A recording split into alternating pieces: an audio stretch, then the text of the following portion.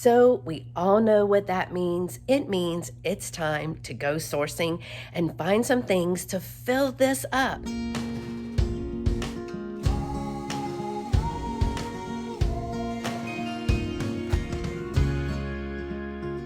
Hey y'all, welcome back to the channel. Thanks so much for joining me again.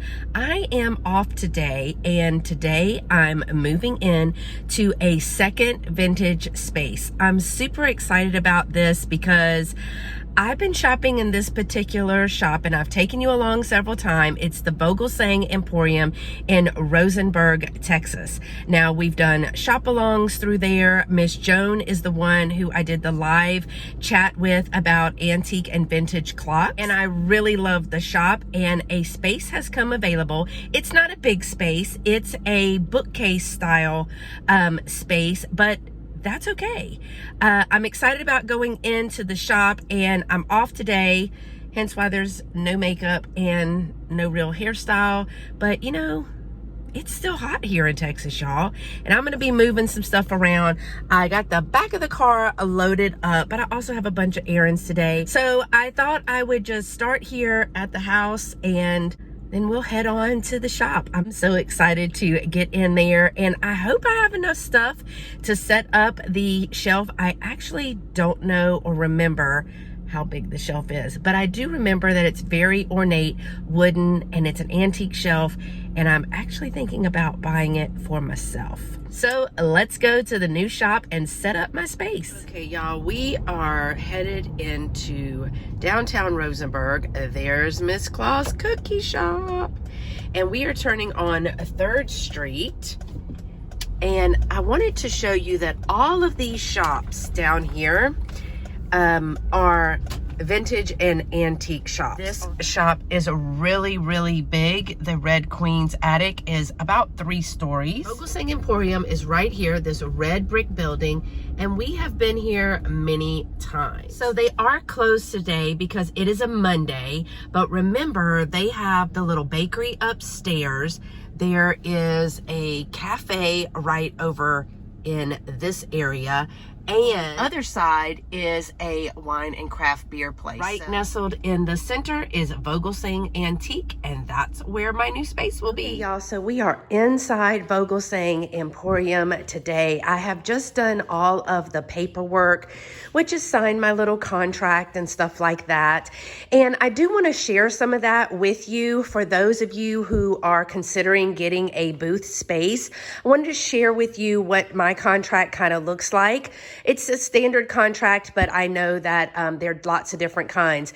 I'm going to be in this side of the building. Now, you have been in here with me multiple times. Remember, we've seen this, and we even did the bird's eye view from upstairs. This is the side that has the wine and craft beer section, and there is upstairs. But I wanted to show you my little shelf. I'm so excited. And y'all, the lighting is good in here, and it looks like they have really spruced it up. She's added this little piece here, and this beautiful shelf is mine.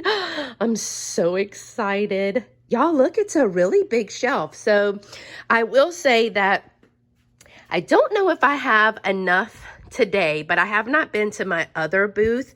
And there's a few things that I haven't hauled yet. So this is going to be my space. Now, I'm not gonna lie.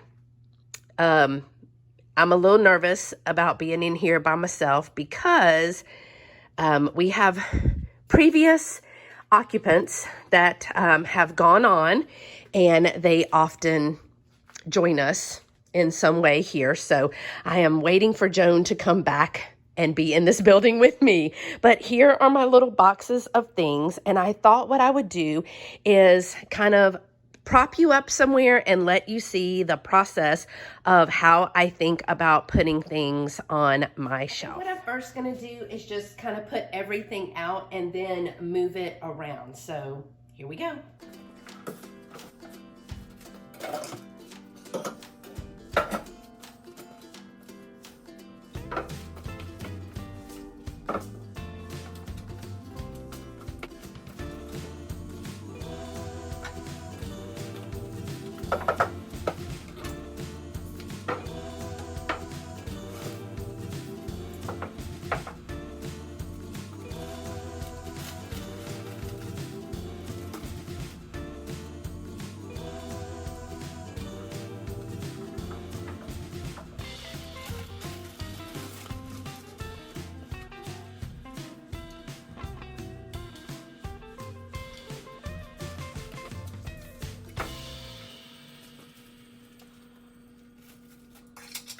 So I've got everything that I brought today with me.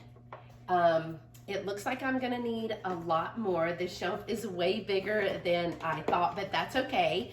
I do have a few things at the other shop that I'm going to bring, and I want to open up this vintage Madame Alexander doll so that they can see her. She is absolutely beautiful, and I have to make sure that I get my price tag where they can see it. So we're just gonna keep going and we're gonna zhuzh up the shelf. Okay, y'all, I'm not gonna lie, Miss Joan is out getting me a key to the shop, and it didn't work, but I heard the doorbell go off and she didn't answer, and I freaked out a little bit because I'm here by myself.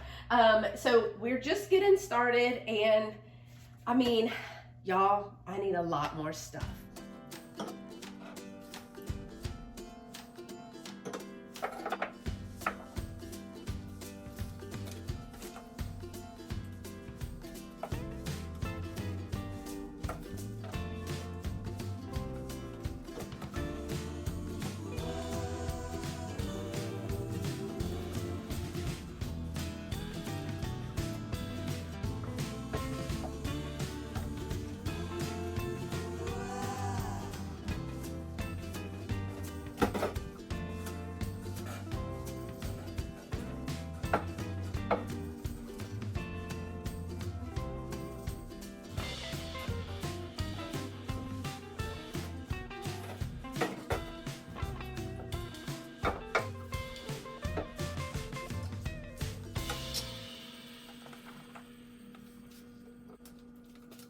Well, y'all, this is all that I brought with me today. And as you can see, I need some more stuff.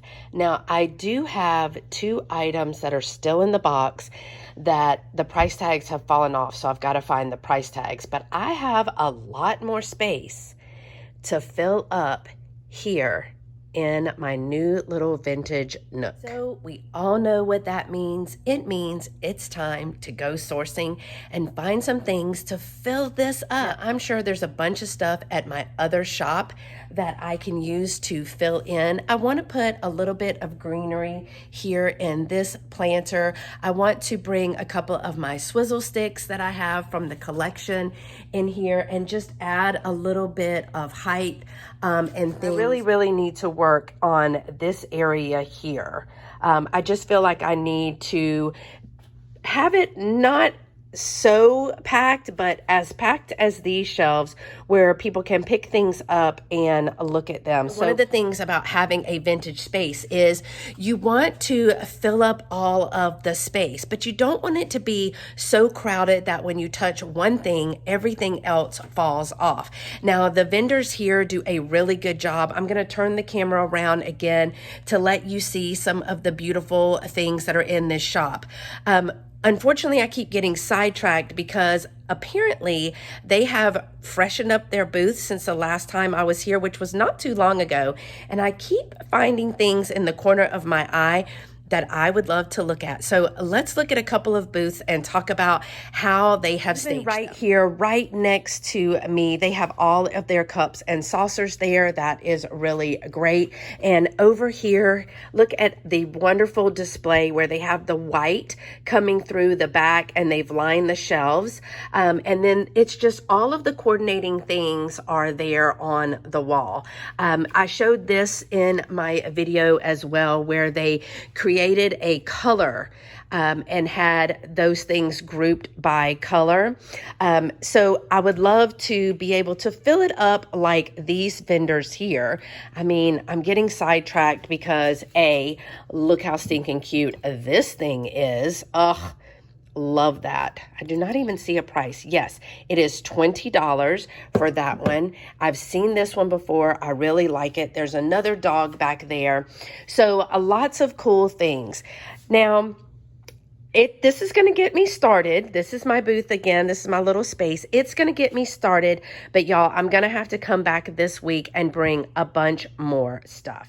So that's all that there is to setting up my booth today. I will go home, get some more stuff, and this week I will come back and show you. I'll kind of piece this together so you can see the things that I did add. But when I get back home later today, I am going to go over the little contract with you just to let you see how some of the vendor malls handle their contracts. I have 2 different spaces in 2 different locations, and they are run very differently. So I'll talk about both of them and how each one of them is priced, what type of commission they have, and so forth, so that you can see some of the things that I am doing contractual wise with my vintage shop owners that may give you an idea of what to look for. So I came down to put some more things in my booth today. It is Saturday, the weekend, but I want to show you, I had to park way far, but let me show you why. They're having a major event downtown and all the streets are blocked off. Road together, but today is an antique car show all the way down both of these main streets are just a display of all kind of vintage and antique cars.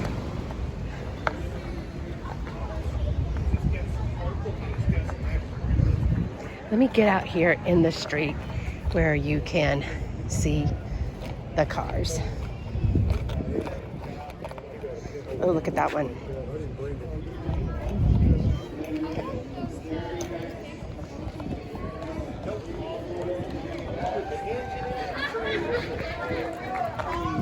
And let me just tell you that even though they say it's fall, it is still 100 degrees here in Texas. So I'm having to walk all the way down where you see the railroad track to my car, carrying boxes.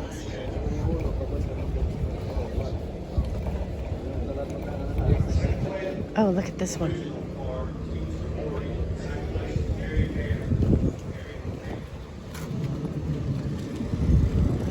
So you see all of the streets are blocked off. I'm parked way over there by that big white truck. So I've got to bring another box over to the shop. So I'm back in the shop and I had to wait a little bit because it was really busy in here, which is a good thing. But I've added things to my little vintage space and I wanted to show you how it looks. So let me turn the camera around and show you. I've added a few things that I had at home, a few things that I had in the other booth, and I just kind of mixed it up because there is a very different type of clientele here. We've got young and old that come in, and I love to see that the kids are enjoying the vintage as well. So I did add a few new pieces to the different parts of the shelf, and I moved some things around.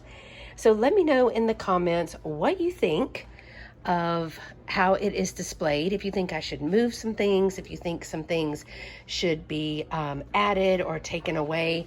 Let me know because you guys shop vintage spaces and I'd love to have your opinion. So it's a little bit more full now, so that's really good. And I'm pretty pleased with how the space is filled up. But again, let me know what you think of my new vintage space.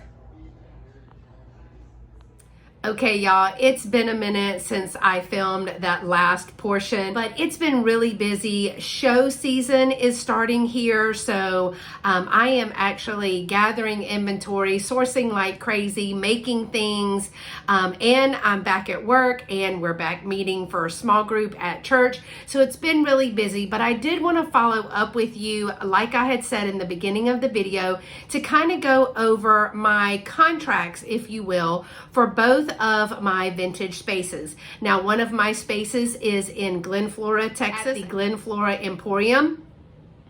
And my new space, which you saw me trying to fill up in this video in 2 different segments. This is at Vogelsang Antique Emporium in Rosenberg, Texas. Now, Rosenberg is a little bit closer and you keep going another 20, 25, 30 minutes, and that is Glen Flora. So all total, I'm traveling 20 minutes plus probably another 25 to 30 minutes. So the furthest out is about an hour. But I wanted to to be in a spot where there are a lot of other antiques and antique shops and vintage shops, and Rosenberg, Texas is a highlight, well as Wharton and Glen Flora. They are kind of neighboring towns. And so let me talk to you a little bit about the contracts that I have. Now, when I say a contract, it just means here are the rules for both of these places. They do get my Texas identification number, which is a wholesaler's number, which says that I am a registered dealer in the state of Texas. So, of course, I have to pay the comptroller for sales tax, and I do have to make sure that I am reporting all of the inventory. Both of these places do require that I have a Texas identification number. So that's right off the bat. You need to check and see if your state requires a wholesaler's or a seller's license, and if your individual vintage shops require that as well. But for both of mine, they both did require that. So I haven't really looked at the one in Glen Flora in a long time. I've been in that shop about 2 years. So for the Glen Flora Emporium owner, she actually gave me an option. I could be solely commission, or I could have a monthly rate for a booth space. And I did some calculations. I looked at how much I would have to make and to see which one would be a better option for me. And what I decided on was the commission. So I don't know, I can't remember what the booth space amount was, but there is also a small commission after that. Standard is usually about 10%. Plus, some places charge credit card fees and stuff like that. So what I did at Glen Flora was I opted for the higher commission.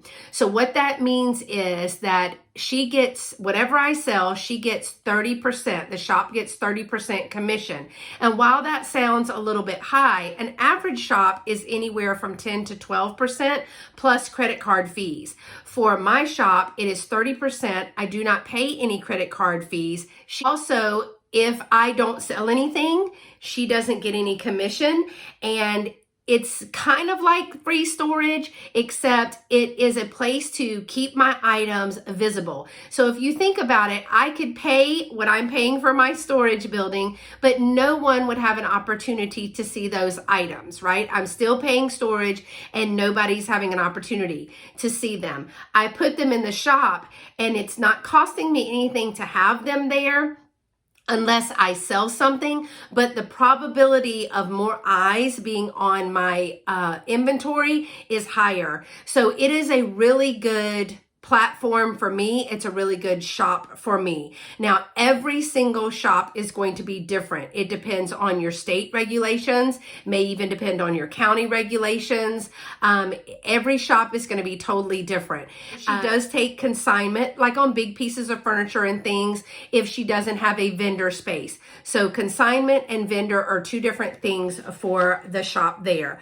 One of the things is that you get paid once a month with an itemized list of your inventory, which is totally fine. Luckily, I've gotten a check every month, so I've done really well.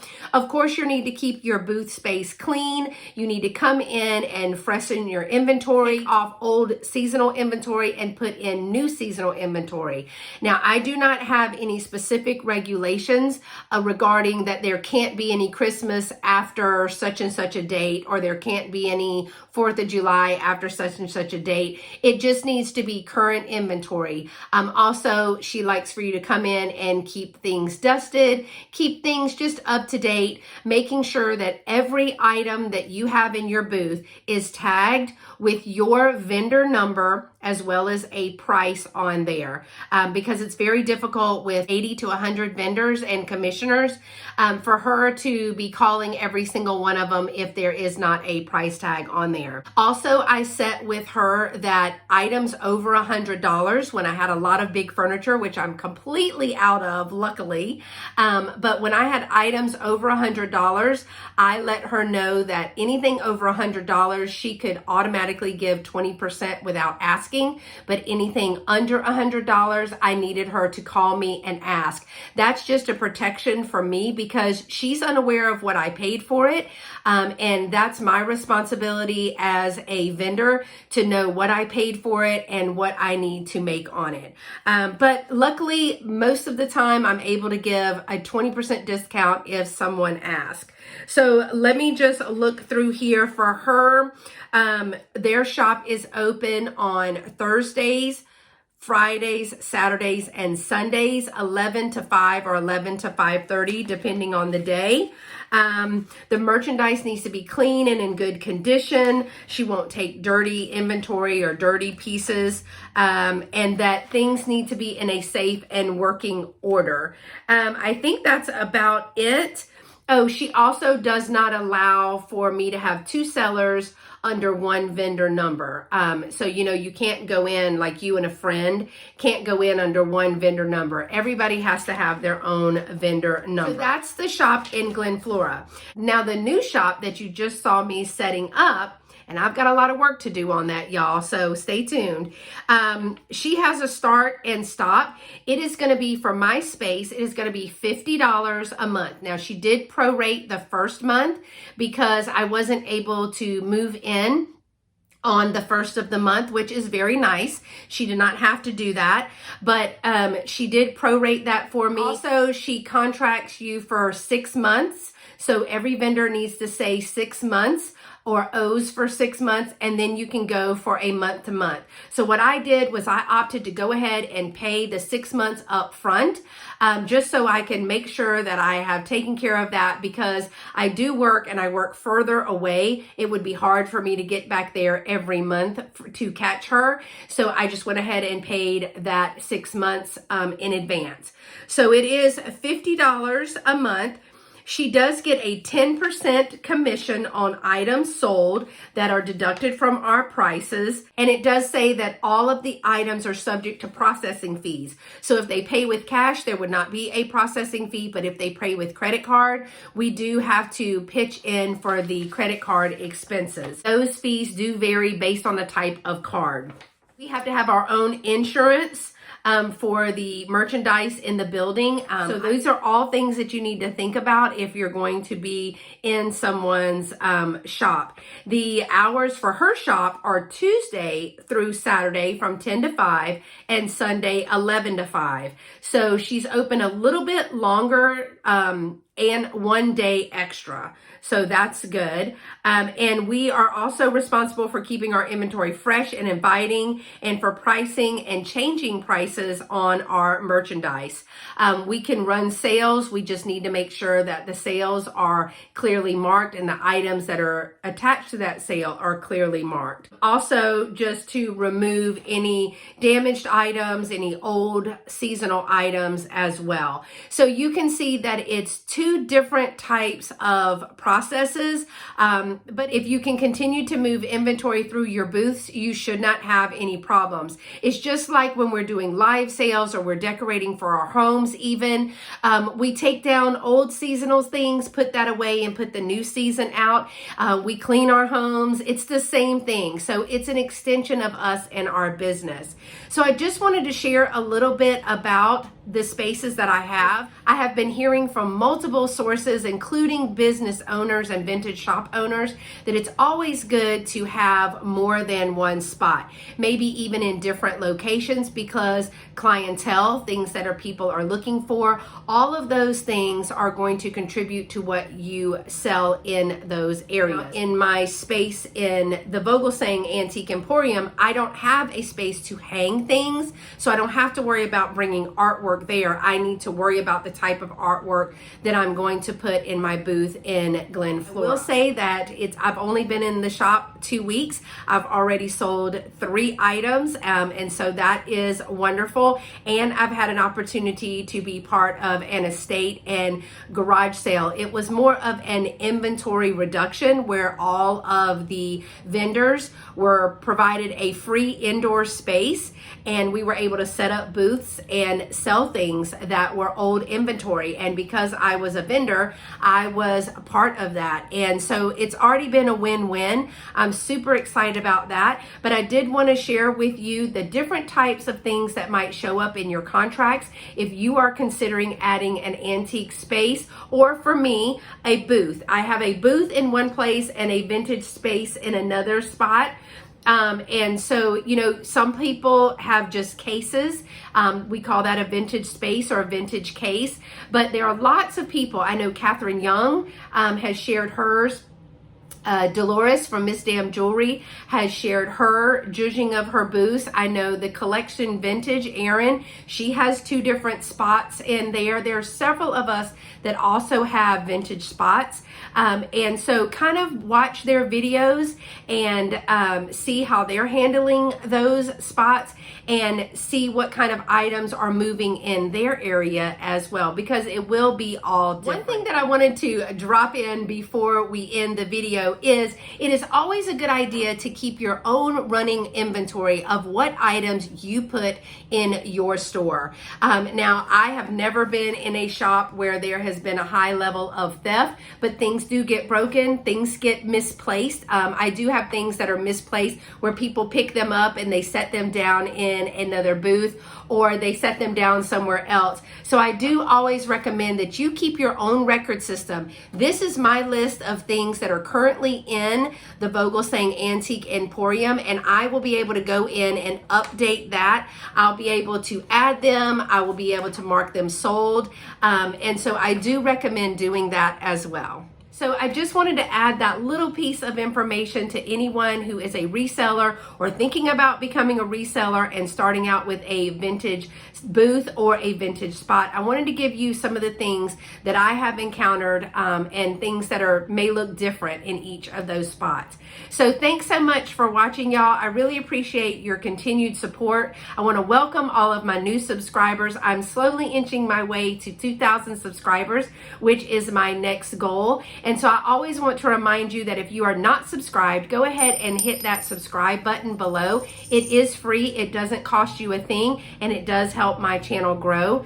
I appreciate those people who take the time to watch the videos, give them a thumbs up, and leave a comment. Y'all, all of those things help my channel get recognized by YouTube and my content be able to get out to more people. I did have one person ask me about the ads, and I know Vintage Rescue Squad has talked about them. Dee has talked about them at Thrill of the Thrift.